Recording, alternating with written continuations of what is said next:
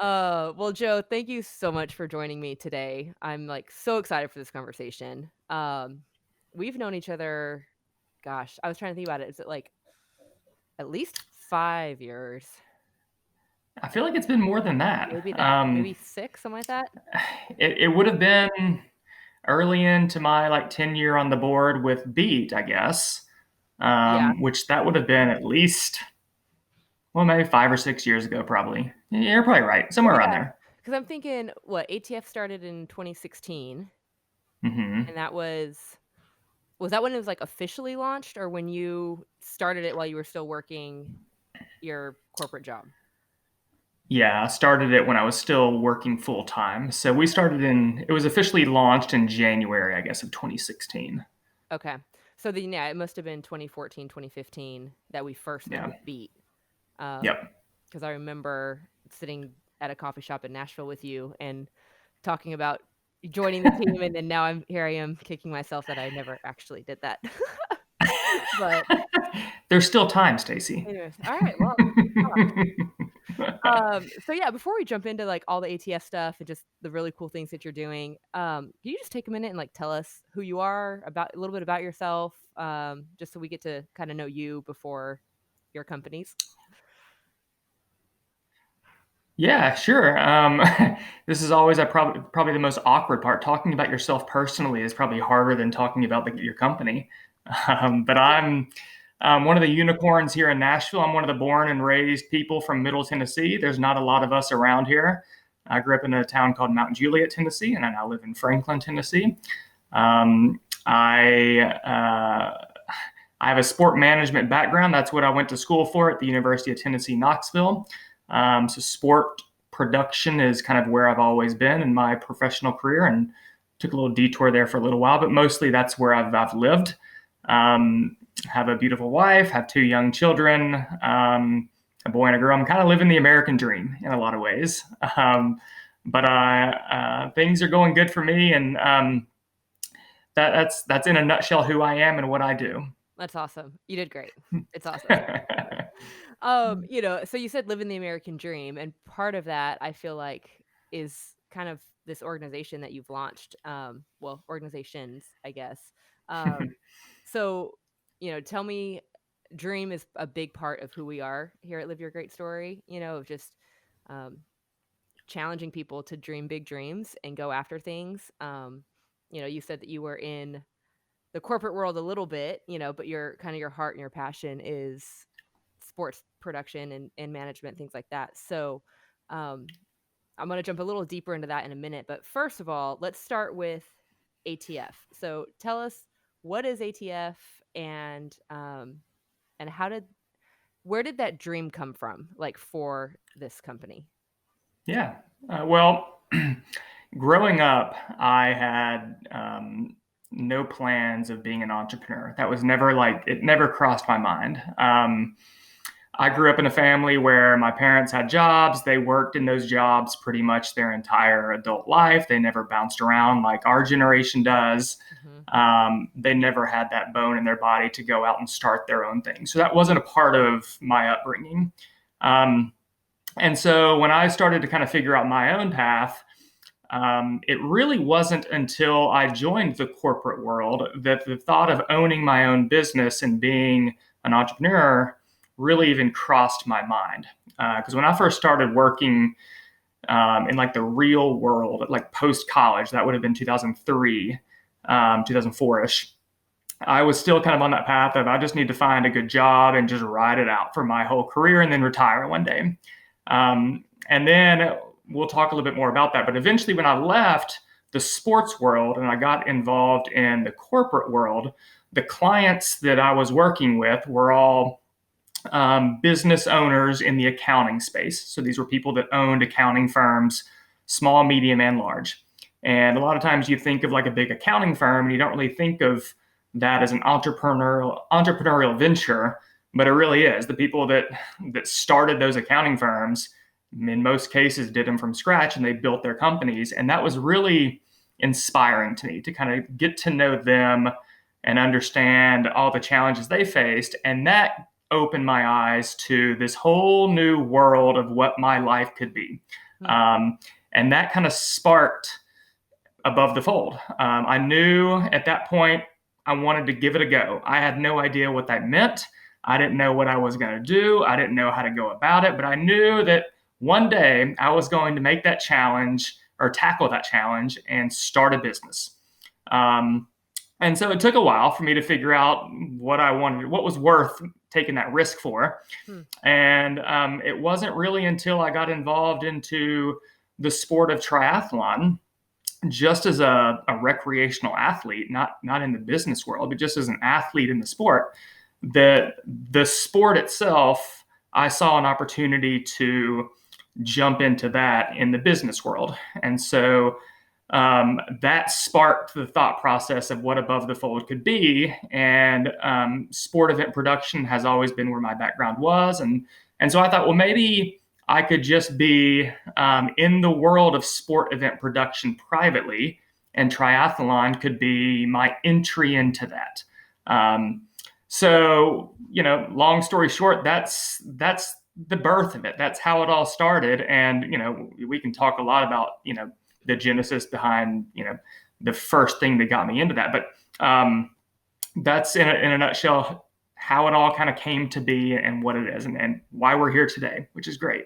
What was it that made you kind of take that step and that leap of, this is the last straw.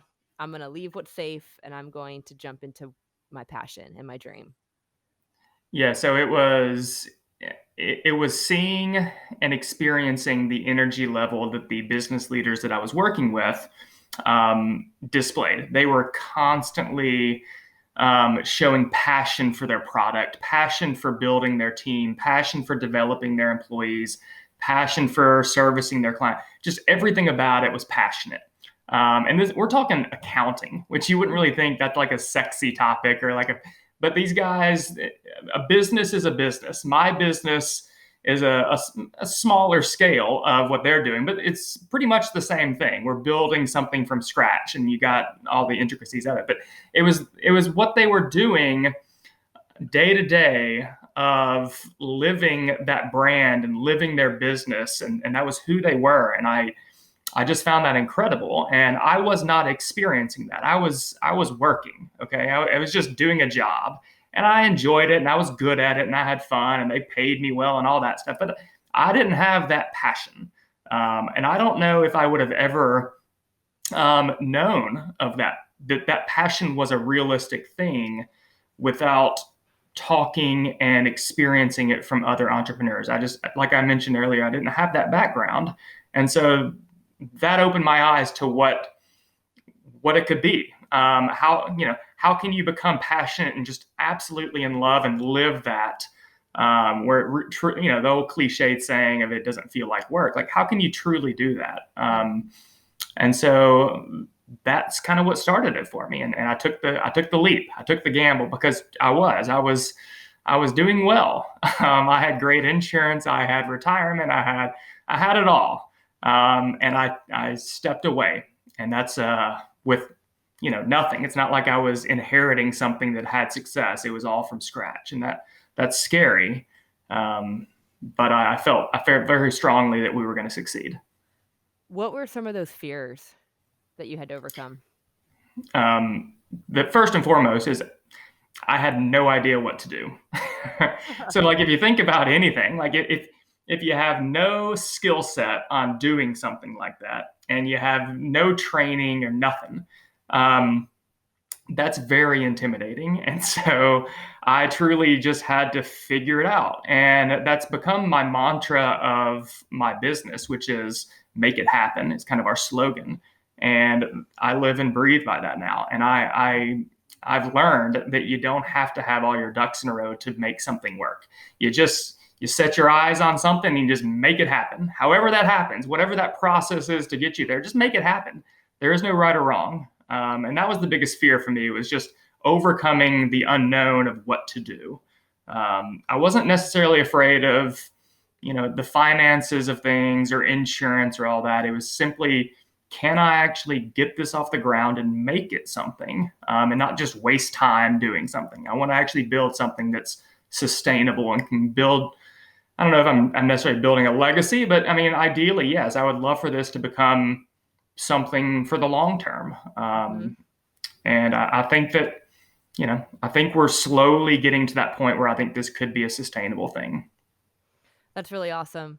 One of the first, if I'm remembering correctly, one of the first races that you did was kind of the takeover rebranding of River Bluff, right? Like here in town? Or Yes. one of the first ones, if not the first one? So what Yeah, happened? River Bluff was our first race. And that race was put on by another company, and they got rid of it for a myriad of reasons. Mhm. And I did not like the thought of that race not being on the calendar anymore. So that was really the spark that started this whole thing. Was I didn't want that race to not be there anymore. So why not just start it back? Right, right. It's a great race. I've done it a couple times. Yeah, I love that race. So off of that, which you kind of are leading in, um, what do you see as the impact even of, we'll start big picture, like triathlon on community, right? So like you just said, like, I didn't want to see that race go away. There are just some things about races, one race feels different than a different one, which feels different than a different one. And so how have you seen, whether it's River Bluff or just even above the fold in general, the impact that it has on the communities? Because now you're in like multiple communities doing multiple races, it went from Yeah, that one little thing to a ton. So yeah. what's the impact that you've seen on those different communities? Well, it's funny. Like I think after the first 2 years of doing this, where it was only River Bluff, the first 2 years of it was just a side hustle gig for the first couple of years. Um, but those first couple of years, I remember I came home one day and I was telling my wife, I was like, um, I like doing this, but what's the greater meaning behind what I'm doing? Like, I feel like there needs to be, I need to have like, what's my why? I know it's there. I just can't properly identify it. And this was right after I think the second year of our River Bluff. And she was working that event. And she goes, I know exactly what your why was. Like you told me your why and you didn't even realize it. But after that race, I had come home to her and I was telling her I took like a 5 minute step away from the race. It was like it was winding down. It was like the last few racers were coming through. The post race party was occurring. Awards were about to start. I'm usually just absolutely like in the zone at that point. But I decided to just step away from everything and just look and observe and just see what was going on and not worry about everything. And I did that. And I remember telling her after the fact what I saw. And what I saw was a number of different scenes taking place. One example was we had some podiums set up, and there was a husband and wife and a daughter, like a baby daughter. And the husband who had just raced was holding the baby on the podium, pretending like he had just won first place. And they were smiling and taking pictures. There was another group of some friends from a local triathlon club, and we had beer that race, and they were all toasting each other after the race and enjoying that. There was a small family there with a dog. They brought a dog out there, and we had barbecue sandwiches that race, and they were like feeding the dog some of the sandwich from that race, and everybody was having a great time. And I remember like telling her that story, and she was like, "That's your why. Like you're creating these lasting memories through sport. Okay, so like you're improving their lives." By developing these lifelong memories that they're going to have, and alongside, like they're also getting, physically fit through them, Mhm. but it's more so the memories that you're creating through the events that you're producing. And so they're going to take away that from your races, and that's why you wanted to start this, and it truly is. I was never able to kind of put the proper English to that, or like I don't know, but that really, if I could like bottle that up and like have like a 2 sentence saying that is why I do this. That's my why. That's awesome. That's Yeah, so cool. And yeah, I mean, experiencing, I think we've both been on the other side of it, like the non-business side or production side of it, where yeah, we experience that. It's, man, I just did that. Like I just accomplished that or anything like that. So that's really totally. inspiring and that's super helpful. I think something you said where it's like having a why behind why you're doing something and having that passion is what I feel like a lot of people maybe miss when they're trying to get after, they're like, oh, I want to do this venture, I want to do this. And it's just another job where um, I'm hoping to encourage people to find what you're passionate about and get after it. And that I think whys could change over time too. Hmm. That might not always be the why of Above the Fold. It probably will be for a long time, but um, it takes conscious effort to remember that, and to remember and do what you do for the reason why you started it. And you can get stuck in, the grind of day-to-day work, and you lose sight of that. And so it's a task to try and be focused on that. But once you are focused on it, then it makes things so much more enjoyable, and it keeps it sustainable. And that's what I've had to come to learn over these last 5 or 6 years. That's really awesome. Okay, so I want to shift a little bit to another business venture you've launched, which is actually pretty unique. Like, I don't think I've heard anything like it It's very before. unique. Um, but Running Tours USA. So, for those of you that don't know, he's set up different markets and basically runs people through a city, for lack of a better term. Like, no better way to see a city than to run it. So tell us about that. Like, where did that come from? Kind of the story behind Running Tours Yeah. USA. Well, it was before I started my business. When I was working in that corporate world, part of my responsibilities in that job was I was a convention planner of sorts. So we would take our accounting firm clients and we'd set up big conventions across the country with them. And I was traveling to all these great cities across the United States. And, you do the typical meeting where you'd wake up and you'd have a hotel breakfast and you'd sit in a meeting for 8 hours. And then that evening you'd go out to a dinner somewhere. And that was kind of what we did every single day. And in the mornings, I'd usually end up in the hotel gym early in the morning to get a little run in before the day started. And every time I did that, I would look next to me and there was somebody at our conference that was running next to me or doing something. And I would always look over it, he or she, and I would be like, this is terrible. And they'd be like, yeah, it's terrible. And so one day I was like, I think we were in Denver one year. And I looked over at the person and I was like, let's go and run Denver tomorrow. I'll figure out a route and let's just go run it. And so words spread that afternoon about what we were planning on doing. And the next morning, we had like 8 people show up for this little fun run that I did around Denver. And we had a great time. We ran for like 30 or 45 minutes or so. And then that turned into something where they began to expect me to produce a fun run every conference we went to. And that became super fun and super good for our company because everybody was looking forward to the next conference because they wanted to do a run because you got to really get outside of your hotel and experience the city.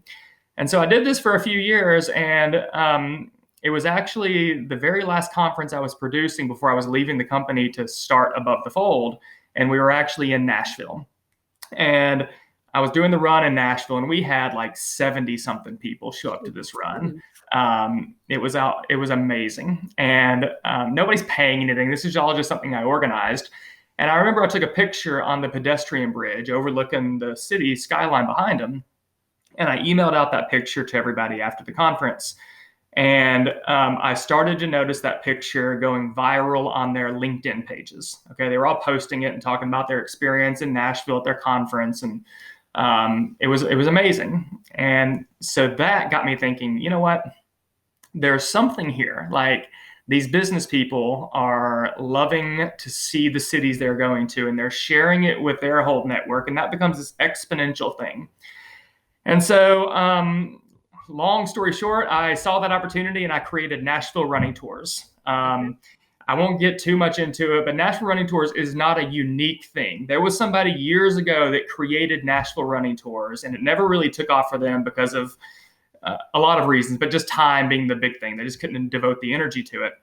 So anyways, I reached out to that person because I was like, why not just take over that company? And the company was no longer in existence, but they had the domain. And so I paid them a little bit of money just to take the domain. and set up the business. And we started doing just some fun runs around Nashville for people that would come to town until eventually we started seeing that, let's not lose focus of why I started this, which is the convention market. The tourist traffic and things like that, the open group runs are fun, but I need to go after the convention group. So we started really going hard and heavy after that, really targeting convention and visitor bureaus. And we were crushing it up until COVID. So then COVID hit and all the conventions went away, and the running tour business, just like every other tour business around the country, has plummeted. So while that was bad for Nashville running tours, it was good for this vision that I have been having for the last couple of years of what Nashville running tours could eventually become. And that is what it is today, which is Running Tours USA. I was experiencing what Nashville could do in the running tour market, and people were loving it. And we have no competition. And I was like, well, surely somebody is out there doing this. Like, I can't be the only one. Yeah. And I started to look around, and there's some running tour companies here and there that are doing things, but they're doing things, and this is not at fault, but they're kind of doing it as a side hustle gig. They all work full time and they just do little runs here and there. And so that made me think, well, there's a market for a national brand company to come in and act as a true business and really promote running tours as another tour offering up there with the likes of a pedal tavern or a bus tour or any other tour that you're doing. This is a running tour, and we believe that running tours really show you the city in the best way. Sure. There's no better way to experience a city. So I, again, just made it happen. I had the vision.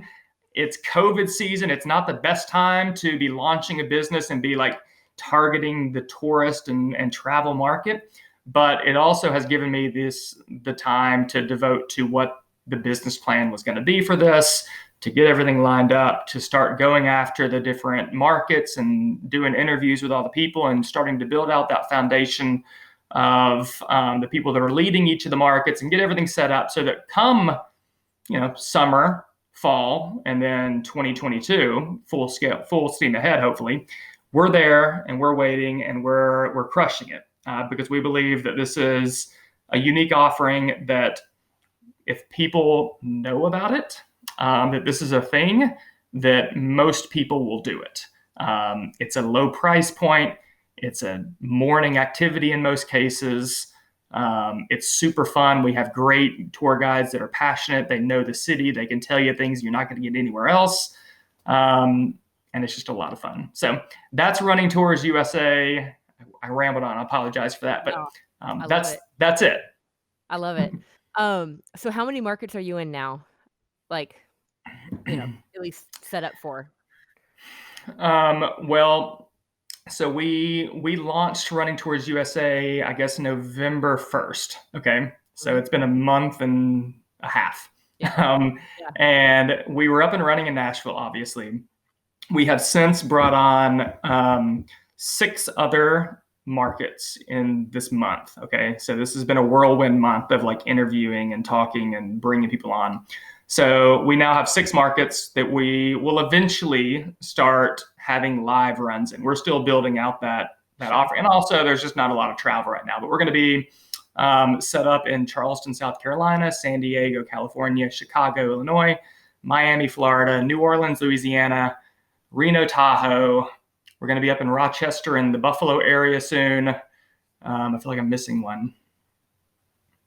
I probably am, but that's where we're going to be. And then I've got probably another 4 or 5 markets that we hope to open in the next 4 or 5 months. So realistically, we could be in 12 cities come 2021, which would be amazing. That is absolutely amazing. For just launching a month and a half ago. And it's like I mentioned earlier, it's not just an awareness campaign for the public to know that we're a thing and to come do our tours, but it's also an awareness for entrepreneurs. So that's what I'm coming to learn. When they hear of this, that this is a thing and that you can actually make money on it, um, people are jumping hand over fist to want to be a part of it. And that's super exciting to have a lot of these people, because the way that we're treating it is our city managers, they're almost acting like a franchisee of sorts, where they kind of control their own market and run their own business under the umbrella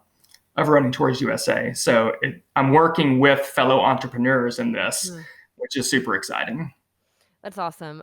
I think one of the things I love most about your story is that you're like, I mean, this is something I want to do, so I'm going to do it. Like, it doesn't exist. So, I mean, I guess that's the entrepreneur like mindset is this doesn't exist. I have a solution for a problem, so I'm going to do it, right? And just make it happen, figure it out. Um, Yeah, I and wouldn't say that in okay. many cases I feel like the public might not realize that it's something they want, but I want to make them want it, Mhm. and that's part of it too. So, what about just continuing the plug a little bit, but uh is there like a standard of like, hey, you need to be able to run this, pace, or are there like pacing standards, or is it like anyone's open, welcome to come? Kind of what's Anyone that? is open and welcome to come. Awesome. Okay. Um, Good yeah, answer. totally. Our typical tour is a very comfortable, casual pace, and to be honest, we can't leave anybody behind. So your pace is pretty much whatever the slowest person is, Okay. for the group. Yeah. And we work with every group that comes through to kind of understand their comfort level, and we accommodate that. So we can truly do a walking tour all the way up to somebody wanting to run a full marathon at a 7:30 pace. We've got the resources in place to kind of handle that. So whatever you need or what you want to do, we can handle it. That's awesome. I think you say something, you said the slowest person sets the pace, and I think that goes like that's way deeper than just running, right? Like when you have a team, you're starting by yourself with a lot of these things, but as your team grows, like you're only strong as your weakest link, right? 100%. But I think that's powerful where it's like you have to decide, I think, as a entrepreneur or um, just a visionary, it's like, do I want to go fast or do I want to go far? Right. Yeah. And I feel Yeah. like I truly believe that if you want to go far, like you need to link arms with people, regardless of how slow they might be at times. And that is really I hard for love me that. sometimes. Just let me do it. Come on. Well, Uh, you're right, though. I don't think you're abnormal in that. Most people, you always hear people say, if you want to do it right, do it yourself. yeah. Um, and I forget the other saying, like, if you want to do it well, like, do it. I forget what it is. Yeah. I don't know if I agree with that though. If you want to do it right, it's like, no, sometimes I don't have all the answers. Like, in order to do it right, I need you or I need, somebody else. Uh, Yeah, yeah. I'm even There comes thinking, a point too where you learn your limitations, mhm, and what you have kind of maxed out with your own individual capabilities. mhm, And I've come to that point a number of times, and I much prefer when I can hand off key pieces of the business to people that are better than me. And in most cases, people are better than me. And once you start to kind of hand off those pieces, your business goes exponentially farther than kind of sticking to your guns and doing things the way that you feel like they have to be done. mhm. And that's been a lesson learned and something now that I'm very comfortable with. Yeah, surrounding yourself with people smarter than you so that Yeah. they can help make the whole thing go. Yeah. I was just thinking while we were talking that I think it was my first, I don't remember if it was my first or second time at River Bluff. Um, It was a horrible run. Like, it was so hot and, like, not shaded and all of that. Um, but I was doing pretty decent. Like, I wasn't gonna podium at all for that race, but, um, there as I was coming and, like, turning the corner towards the finisher chute, I saw this lady that was, like, struggling, like, massively struggling. And, um and I just stopped and I was like, "Hey, let me finish this out with you," and she's like, "No, no, no, no, go. Like you could be," and like so many people passed me and it was uh like I fought with myself sometimes where I'm like, I could do like I could get such a great pace this time right now if I just leave her. But like when we crossed that finish line, like she just started weeping because I didn't leave her, and I feel like there's so many stories of that in triathlon. I'm not trying to toot my own horn, but it just talks kind of to that point of I could have gone a lot faster and Hmm. I could have been close to being on the podium. But, I was like, I saw her on the bike. She's kind of caught my eye and I was like, all right, I'm going to I help love this one that. through. But, um, But you know what? That event you did, um, you remember it to this day. It's very vivid in your mind. This is something you'll always remember. If you would have just pushed through and had a decent time or whatever, you're not going to remember your time. right, Nobody's going to remember your time, right. but you're going to remember that experience you had with helping that person. That person probably vividly remembers you helping her, and that to me um, is what it's all about. So I love hearing those kinds of stories. Yeah.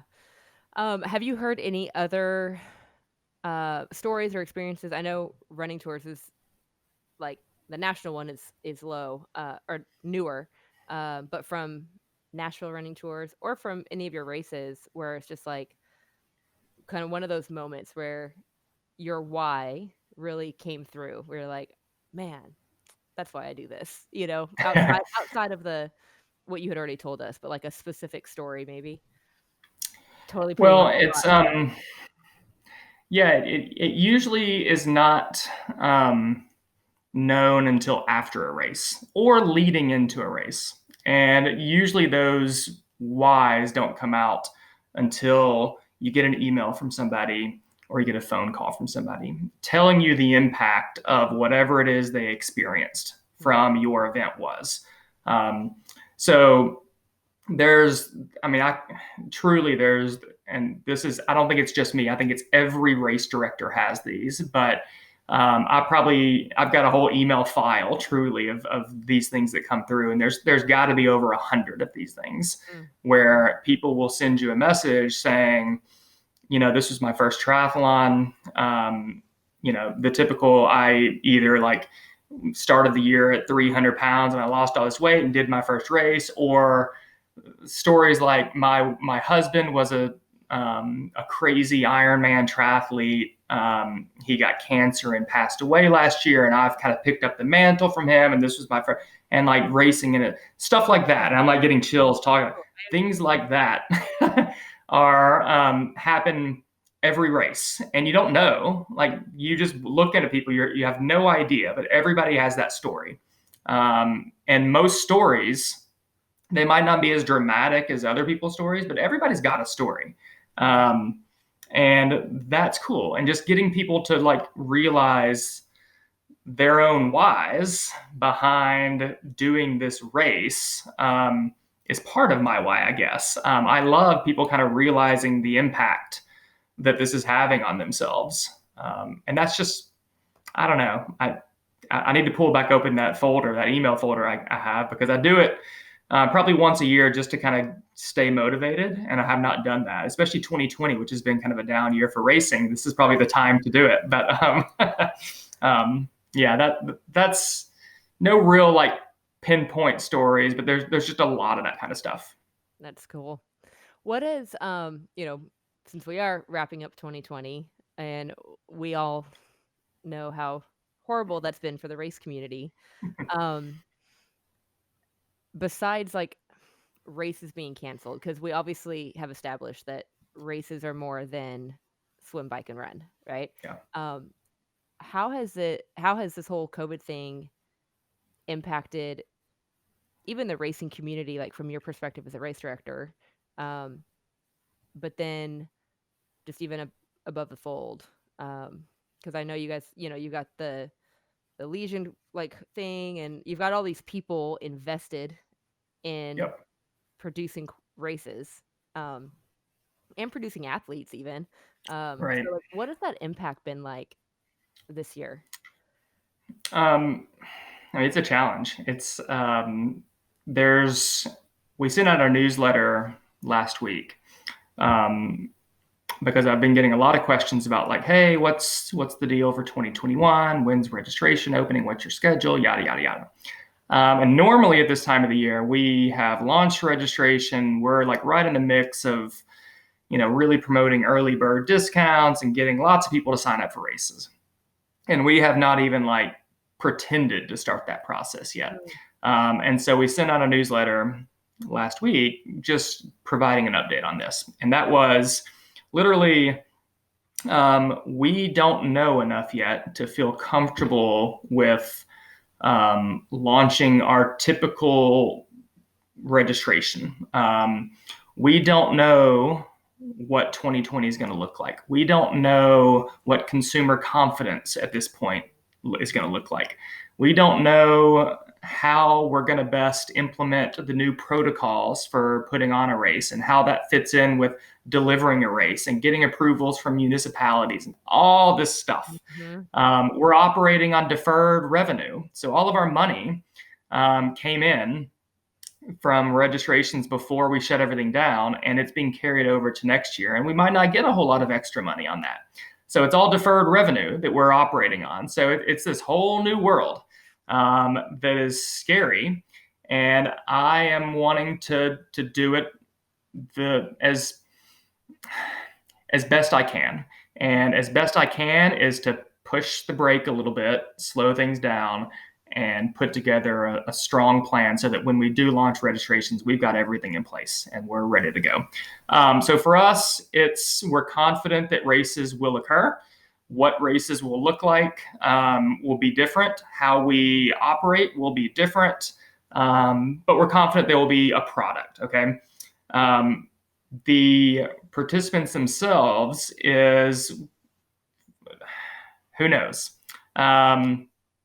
There are a lot of people that have maybe lost interest or lost motivation to continue on. It doesn't mean we've lost them for good, but it means that they normally would have been in it for the whole year. And when things shut down, they might have lost motivation to train or whatnot. So bringing those people back into the fold and getting them excited and ready to go, that's a real thing that it's not just the race companies have to do, but it's the local clubs that they're involved with. It's their coaches, it's their gyms, it's whoever they are engaged with.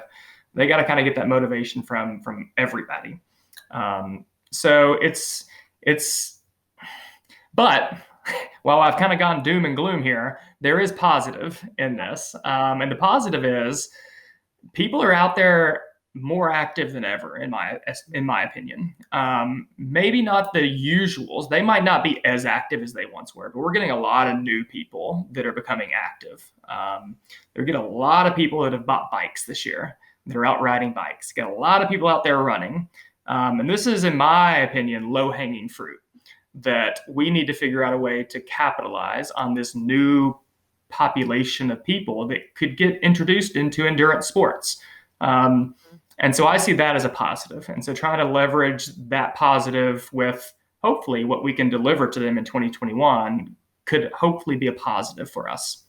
So, yeah. How have you, because obviously, like we've established, COVID has been a trial for everybody in the world. But like, what are some ways you've gotten through this whole pandemic, either personally or as a business owner, where your business relies on crowds of people, but like, what are just some things that you've done, or that have helped you kind of get through all this? I guess professionally, there's been a couple things. One is running towards U.S.A. has obviously been something that I focused a lot over the fall and winter in building that out. So there's been a lot of energy spent on the unveiling of that. So that's kept me busy, and the future of that is bright. When racing shut down and with racing still on pause, we've had to figure out what else can we do with what we have and the capabilities of putting on events in safe ways. Mhm. And so my background is in tennis as well. And so I've started doing more in the tennis space this summer and fall.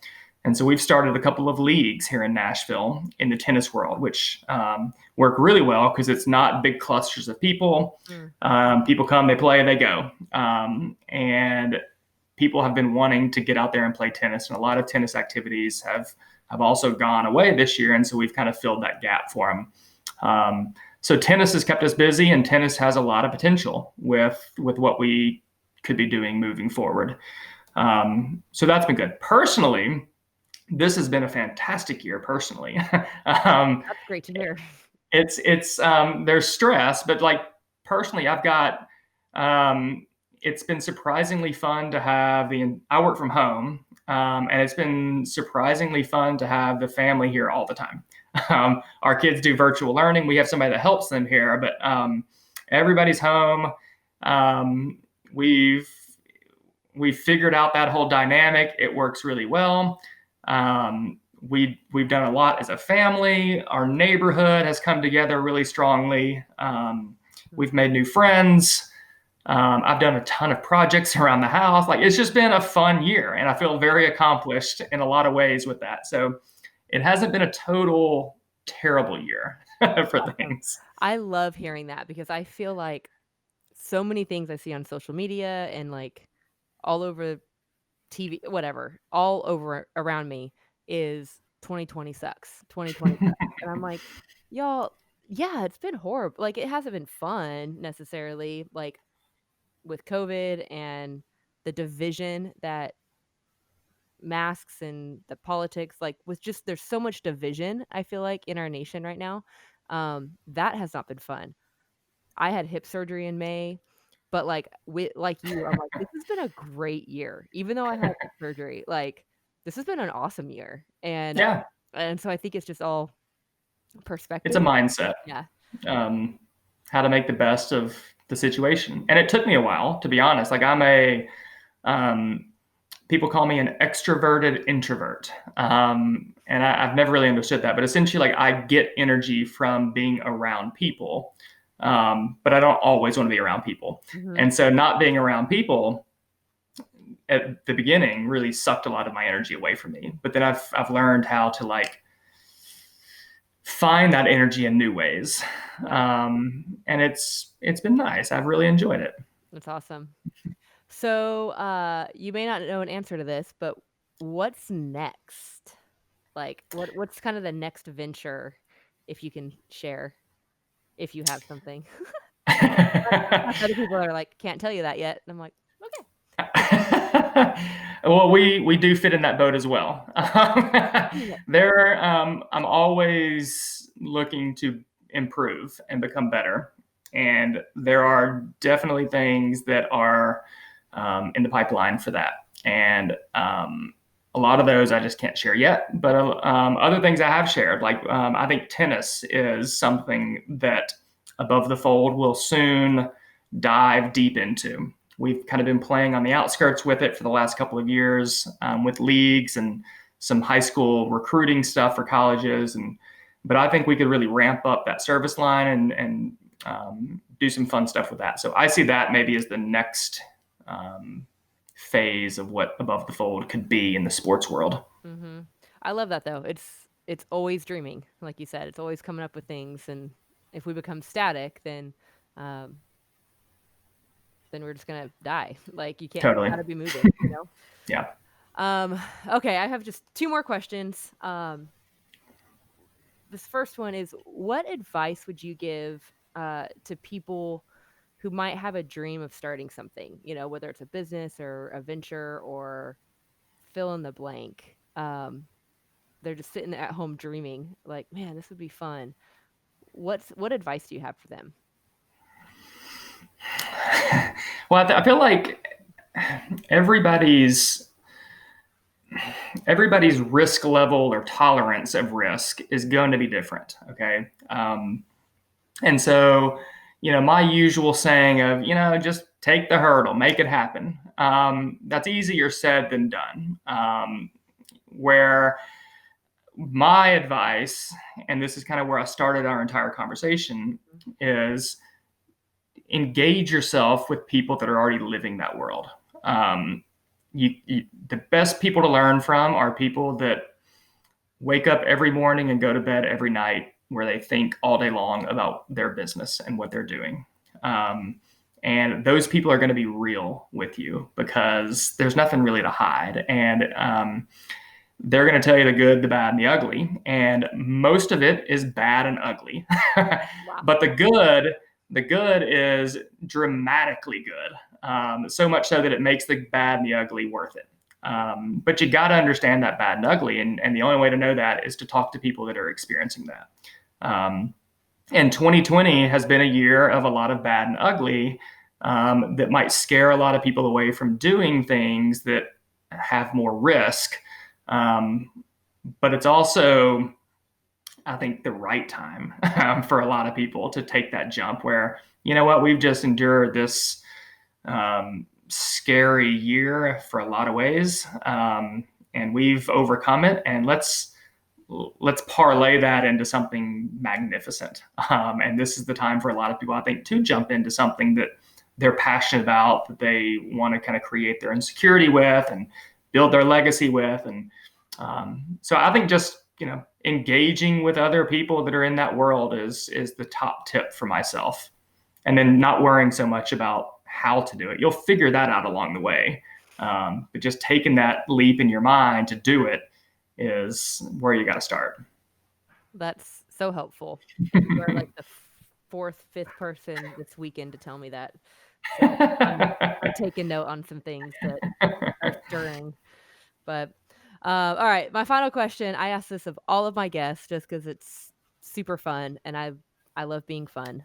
Um, what are 3 simple joys in your life? Yeah. Okay. I love the Buffalo Bills. Ah, okay. That's number one. And that's a random answer, I know, but I get so much joy out of cheering for that team. And it's been a rough 30 plus years of being a fan of that team. But this year is the best year that I've ever experienced. Or I guess since the Super Bowl years. Yep. That brings me joy number one, the Buffalo Bills right now. I feel that way about the Padres. I know you did. I remember that. Number two, I love just being outside. I have a goal, and let me show you something here. Bear with me.